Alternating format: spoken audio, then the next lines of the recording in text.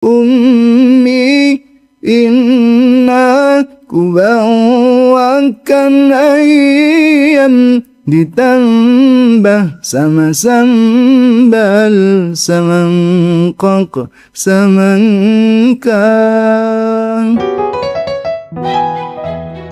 Bolehkah membaca Al-Quran dengan suara bindeng? Sebelumnya kita harus tahu dulu bahwa suara bindeng atau suara sengau atau suara yang keluar dari hidung itu ada macam-macam penyebabnya. Yang pertama, karena suara huruf yang memang keluarnya itu dari hidung. Kemudian yang kedua, karena kesalahan teknik. Yang ketiga, karena lagi sakit.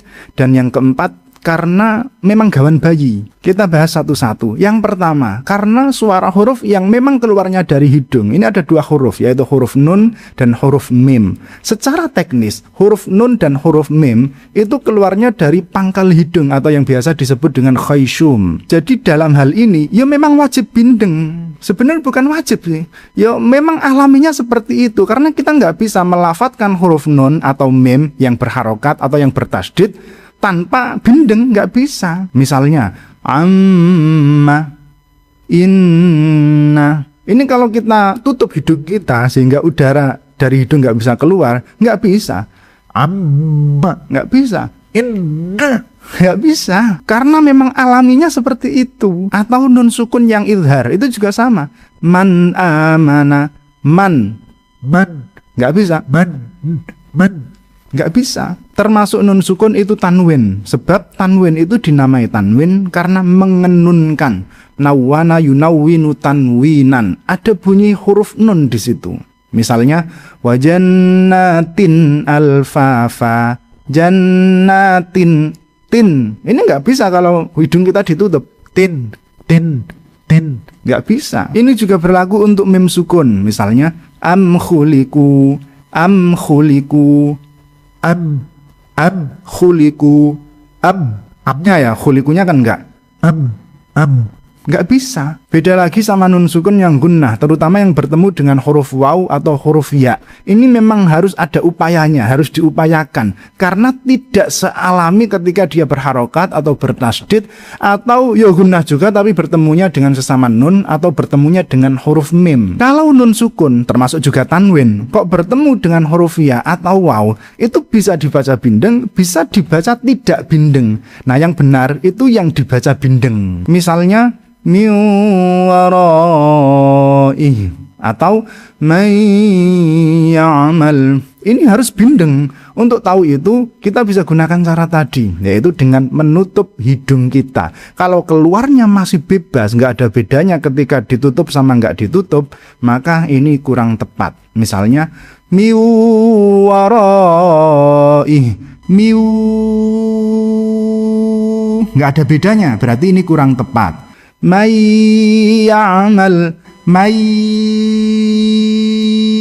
ya'mal, berarti kurang tepat. Terus yang tepat gimana? Yang tepat ya ketika hidung kita tutup, ya suaranya menjadi berbeda karena udaranya tertahan.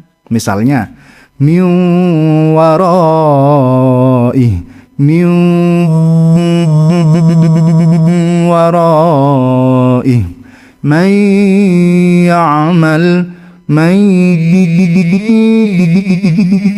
ya'mal, beda suaranya. Untuk latihannya kamu bisa gunakan kalimat ini. Ini kalimat yang lumayan populer dan cukup bagus untuk latihan huruf yang keluar dari hidung. Ummi inna kubawakan ayam ditambah sama sambal semangkok semangkang. Ummi inna kubawakan ayam ditambah sama sambal semangkok semangkang. Ummi inna kubawakan ayam ditambah sama sambal semangkok semangkang. Kemudian coba nyanyikan itu dengan tutup hidung. Kalau suaranya sulit keluar, terutama di bagian kubawakan sama ayam, maka itu sudah benar. Misalnya Umi inna kubawakan ayam ditambah sama sambal sama kok sama ga. Kemudian yang kedua, karena kesalahan teknik. Nah, ini yang harus kita perbaiki. Ini sering terjadi saat kita membaca huruf-huruf yang harusnya bersih dari suara hidung, malah kita tarik ke hidung. Ada yang full semua huruf itu keluarnya lewat hidung. Ada yang biasanya cuma di bagian-bagian mat. Misalnya, ya ayyuhalladzina amanu, ya, itu. Harusnya kan itu. Ya, nggak ada bedanya. Jadi nggak boleh dibaca ya ayyuhal, nggak boleh. Ku anfusakum, ku, nggak boleh. Ku, nggak boleh. Fi ajnihatin, fi, nggak ada bedanya, nggak boleh terus fi.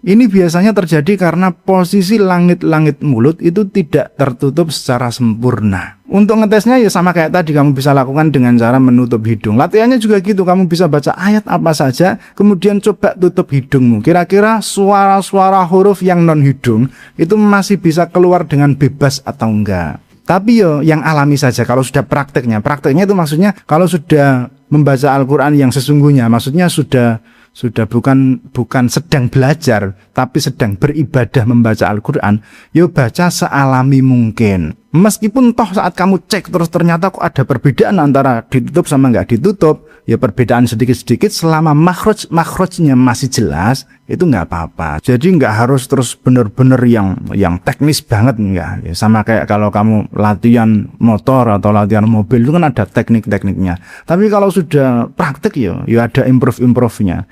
Tapi dalam hal ini bukan improve yang gimana-gimana. Maksudnya ya nggak usah berlebihan, yang alami saja. Kemudian yang ketiga, karena sakit.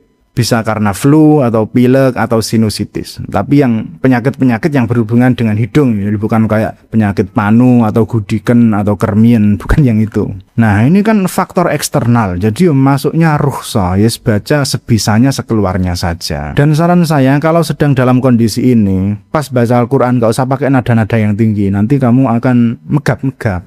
Jadi yang biasa saja, yang santai saja, pakai nada yang rendah saja. Yang penting huruf-huruf yang non-khoisy itu masih terlafalkan secara jelas. Dan yang gak kalah penting juga ya berobat dan jaga kesehatan. Jangan terlalu sering begadang, jangan minum es kebanyakan, jangan makan gorengan, jangan buang sampah sembarangan, dan jangan korupsi. Kemudian yang keempat adalah karena memang gawan bayi. Jadi ada suara bindeng itu yang memang bawaan lahir. Begitu brojol, begitu lahir, itu nangisnya itu langsung sengau. Maksud saya, suara ini tuh sudah menjadi karakternya. Jadi bukan suara yang dibuat-buat. Ada beberapa orang itu yang minder dengan suara bindeng. Padahal ini tuh sebenarnya anugerah loh. Suara bindeng itu jadi resonansi alami. Ada qori yang punya resonansi nasal yang kuat. Sehingga meskipun pengucapan hurufnya itu biasa saja, itu masih ada kesan sengaunya. Contohnya ada seorang imam legendaris, yaitu Allahyarham Syekh Ali Jabir. Bukan Syekh Ali Jabir yang juri hafidz cilik Indonesia, bukan yang itu. Tapi Syekh Ali Jabir yang dulu merupakan imam Masjidil Haram. Yang ini. إذ يقول لصاحبه لا تحزن إن الله معنا. Suara beliau itu punya resonansi hidung yang sangat khas, tapi tetap merdu dan sesuai tajwid. Jadi kalau ini masalah karakter, selama tajwidnya masih benar, itu justru menjadi suara yang unik, justru itu menjadi khas. Maka buat kamu yang punya suara bindeng yang alami, yang memang bawaannya seperti itu, wis gak usah minder, itu justru menjadi nilai tersendiri. Dan buat yang suaranya nggak bindeng, ya nggak usah dibindeng-bindengin.